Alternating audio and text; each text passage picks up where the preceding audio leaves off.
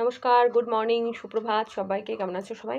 আশা করি সবাই খুব ভালো আছো, সুস্থ আছো। আমিও খুব ভালো আছি, কারণ ভালো থাকাটা খুব ইম্পর্টেন্ট। ভালো না থাকলে পরে অনেক খারাপ লাগা জিনিসগুলো তোমার উপরে এসে ভর করে, সেটা আমি বুঝেছি। ওই জন্য মন খারাপগুলোকে একটু একটু একটু করে ওভারকাম করতে শিখেছি, ভালো থাকতে শিখেছি। জানি না কতটা ভালো থাকতে পারি, তবে লোককে বলি খুব ভালো আছি, খুব ভালো আছি। আর আমার প্রোফাইলের নাম হচ্ছে রূপকথা শুভঙ্করী। আমাকে যারা অনেকে জিজ্ঞেস করো যে তোমার অরিজিনাল নাম কি, আমি বলি আমার অরিজিনাল নাম হচ্ছে শুভঙ্করী দাস। ঠিক আছে, শুভঙ্করী দাস। ছোটোবেলায় আমাকে অনেক ভয়ঙ্করী ক্ষেমঙ্করী বলে ডাকতো, আর তার জন্য আমি প্রচণ্ড ক্ষেপে যেতাম, খেলার মাঠ ছেড়ে বাড়ি এসে কান্নাকাটি করতাম।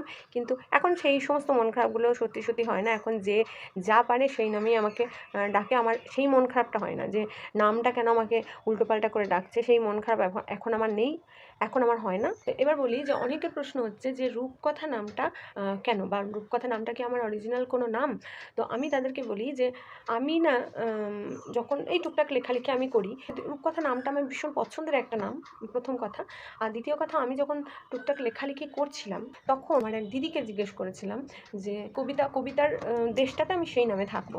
তো দিদি আমার দিদি আমার খুব পছন্দের একজন সাহিত্যপ্রেমী মানুষ, অর্পিতা বন্দ্যোপাধ্যায়, আমাকে বলেন যে তুমি রূপকথা নামে লেখো, কারণ যে কথাকে রূপ দিতে পারে সেই তো রূপকথা। তো আমার এই কথাটা ভীষণ পছন্দ হয়েছিল। তারপর থেকে আমি কিন্তু টুকটাক রূপকথা নামেই নিজের লেখালেখি করবার চেষ্টা করি, বা কবিতার দেশটাতে আমি রূপকথা নামে থাকতে পছন্দ করি। এবার প্রোফাইলে নামটা ওই কারণেই রূপকথা শুভঙ্করী লেখা হয়েছে, কারণ আমি দেখেছি আমার অনেক কবিতা যেটা আমি লিখেছি, কিন্তু অন্য কেউ, তার নাম হয়তো অরিজিনালি রূপকথা, তো সে আমার কবিতাটা ওর প্রোফাইলে পেস্ট করে দিয়েছে। ঠিক আছে, তো সেটা আমার কাছে অনেক মন খারাপের জায়গা হয়েছিল। তো সেই জন্য আমি যখন লেখালেখি করি রূপকথার পাশে শুভঙ্করীটা অ্যাড করি, আমার মনে হয় ওটা বোধহয় আমার আইডেন্টিটি। তো সেই জন্য রূপকথা শুভঙ্করী লেখা থাকে। বোঝা গেল? বোঝাতে পারলাম?